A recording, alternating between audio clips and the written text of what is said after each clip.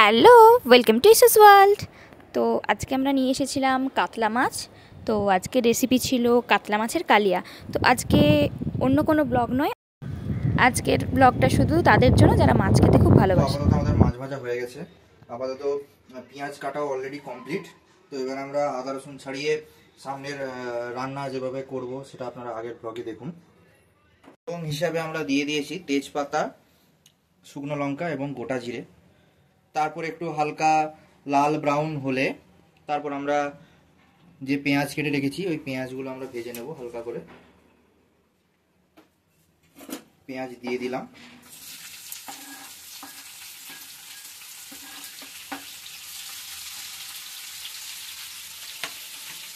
পেঁয়াজগুলো ঠিক ততক্ষণ ভাজতে হবে যতক্ষণ না এগুলি ব্রাউনি হয়ে যায়। পেঁয়াজগুলো যাতে তাড়াতাড়ি একটু জ্বলে, তো তার জন্য সামান্য একটু লবণ অ্যাড করলাম।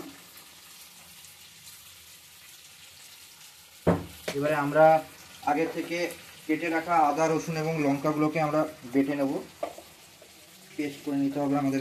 একদম আদা রসুনগুলো মিহি হয়ে যায়।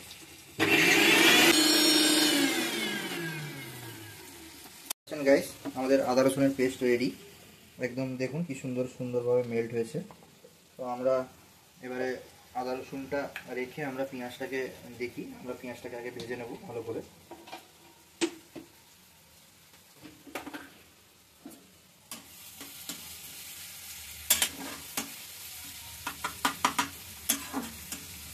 অলরেডি আগের ভিডিওতে দেখানো মাছগুলি অলরেডি আমরা এখানে ভেজে রেখেছি অলরেডি।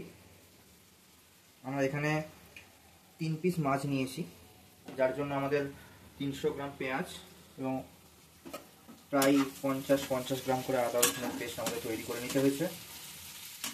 তো গাইস, আপনাদের ভালো লাগলে আপনাদের প্লিজ একটা সাবস্ক্রাইব করে দিয়ে যাবেন। তো দেখতেই পাচ্ছেন পেঁয়াজটা ভাজা হচ্ছে। এটাকে সামান্য হাই ফ্লেমে আমাদেরকে এখন 10 মিনিট ভাজতে হবে, যাতে এটি হালকা করে জ্বলে যায় এবং লাল ব্রাউনিশ হয়ে যায়। তারপর আমরা এর সাথে আদা রসুনের পেস্ট অ্যাড করব। আচ্ছা, আপনারা পেঁয়াজ ভাজা হয়ে গেছে অলরেডি। তো আমরা হালকা হলুদ অ্যাড করে নিলাম এর সাথে।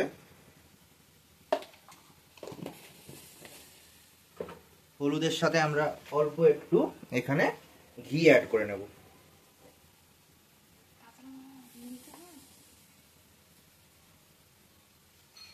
তো গাইস, দেখতেই পাচ্ছেন আমাদের পেঁয়াজ ভাজা অলরেডি কমপ্লিট।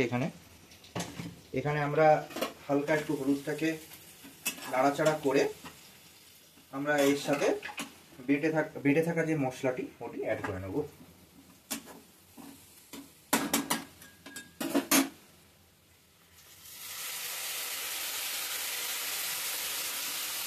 মশলাটাকে ততক্ষণ আমরা কষবো যতক্ষণ না মশলার গা থেকে পুরোপুরি তেলটা ছেড়ে যায়। থেকে কেটে রাখা টমেটোগুলো ওগুলো এর সাথে অ্যাড করে নেব। তো আমরা এর সাথে 1 চামচ গুঁড়ো লঙ্কা অ্যাড করে দিলাম। এরপর অল্প একটুখানি জল অ্যাড করব, যাতে মশলাটা ভালো করে মেল্ট হয়। এবারে এটাকে ততক্ষণ কষবো যতক্ষণ না এটা থেকে পুরোপুরি তেলটা বেরোচ্ছে। তো গাইস, আপনারা দেখতেই পাচ্ছেন অলরেডি মশলা কষা হয়ে এসছে। মশলা থেকে অনেকটা প্রায় তেল ছেড়ে দিয়েছে অলরেডি অনেকটা তেল ছেড়ে দিয়েছে। তো আমরা এটাকে আরেকটু কষিয়ে নেবো ভালো করে, তেল যাতে আরেকটু ছেড়ে নেয়। কারণ নয়তো অল্প কষলে কি হয়, কাঁচা আদা রসুনের গন্ধটা থেকে যায়। তো আমরা গাইস আরেকটু কষিয়ে নেবো এটাকে, যাতে আমরা আদা রসুনের গন্ধটা না পাই। আমাদের মশলা প্রায় কমপ্লিট হয়ে যাচ্ছে। তো এরপর আমাদেরকে মাছের কালিয়ার জন্য যেটা সব থেকে মেন উপকরণ, সেটা হচ্ছে টক দই। ওটা আমরা অ্যাড করে নেব। টক দই অ্যাড করার জন্য আমরা আগে মিক্সিতে টক দইটা ফাটিয়ে নেব, যাতে, কারণ গোটা গোটা টক দই নয়তো দানা বেঁধে যায়। ইউজ করছি মিল্কি মিস্টের দই, কারণ এই দইটা তো সুতরাং গাঢ় থাকে এবং টেস্টও খুবই সুন্দর। 3টি কাতলা মাছের জন্য আমরা 2 চামচ টক দই নিয়ে নেব।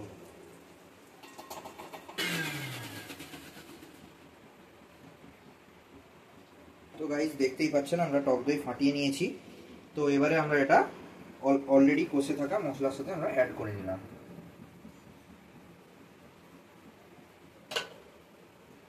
অল্প একটু সামান্য জল দিয়ে আমরা দইটাকে ভালো করে ঘেঁটে আমরা ওটাও অ্যাড করে নিলাম।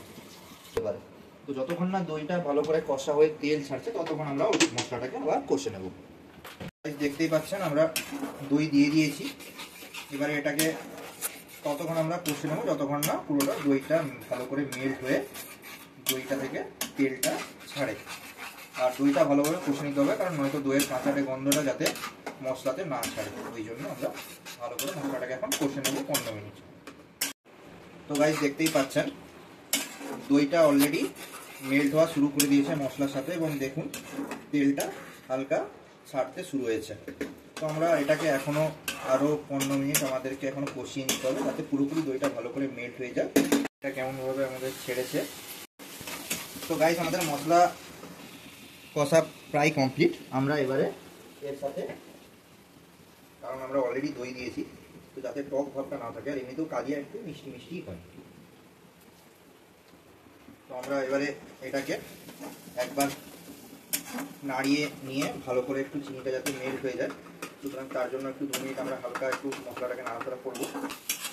আপনারাও যখন এই রান্নাটি করবেন তখন আপনাদের উদ্দেশ্যে একটাই উপদেশ রইল যে যতক্ষণ না মশলা থেকে তেল বেরোচ্ছে এবং দইটা যখন আপনারা দেবেন, তখন দইটা দেওয়ার পরও যতক্ষণ না দইটা মশলার সাথে ভালো করে মেল্ট হয়ে যতক্ষণ না মশলা থেকে তেল ছাড়ছে ততক্ষণ পর্যন্ত আপনারা মশলাটা কষবেন, যতক্ষণ না সুন্দরভাবে এরকম কালারটি আসে। এরপর গাইস দেখতেই পাচ্ছেন আমাদের ভালোভাবে মশলা কষা হয়ে গেছে। তো আমরা সুতরাং এর সাথে একটু 1 বাউল ওয়াটার আমরা, এবং গাইস আপনাদের উদ্দেশ্যে একটাই অনুরোধ রইল যে আপনারা প্লিজ প্লিজ প্লিজ সবাই চ্যানেলটিকে সাবস্ক্রাইব করে যাবেন। যদি আপনাদের ভালো লাগে ভিডিওগুলো, আমরা পরবর্তীকালে এরকম আপনাদের জন্য আমরা আরও আকর্ষণীয় ভিডিও আমরা চ্যানেলে নিয়ে আসব। তো আপনারা যদি ভিডিও চেয়ে থাকেন আপনারা অবশ্যই কমেন্ট বক্সে একটা করে কমেন্ট করে যাবেন। তো গাইস আপাতত জলটা আমরা দিয়ে দিয়েছি, এবারে একটুক্ষণ ঢাকিয়ে একটু ফুটুক, তারপর আমরা মাছটা অ্যাড করব। তো গাইস এখানে অলরেডি আমাদের মশলা ফুটতে শুরু হয়ে গেছে। তো আমরা এবারে আগের থেকে ভেজে রাখা মাছগুলো আমরা অ্যাড করে দেবো।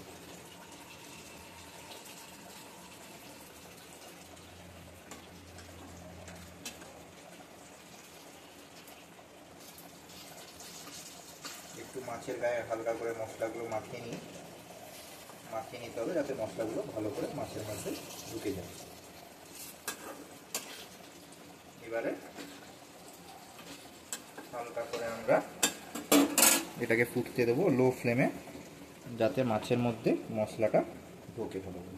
এবারে আমরা কড়াইয়ের ঢাকনাটা দিয়ে দিলাম। তো গাইস দেখতেই পাচ্ছেন আমাদের মাছের কালিয়া অলরেডি রেডি হয়েছে, কেমন সুন্দরভাবে মেল্ট হয়েছে এবং মশলা ঢুকে গিয়েছে অলরেডি।